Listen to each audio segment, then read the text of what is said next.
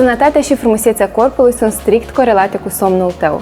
Iar dacă în orele de noapte, când organismul tău se restabilește cel mai intens, adaugi și un produs eficient anti-îmbătrânire, rezultatul va fi și mai spectaculos. Uleiul reparator de la SkinCoat este nutritiv și acționează ca un tratament de noapte, restabilind și intensificând toate procesele la nivel celular. Uleiul are un efect îndelungat de anti-îmbătrânire și ajută pielii să-și recapete densitatea.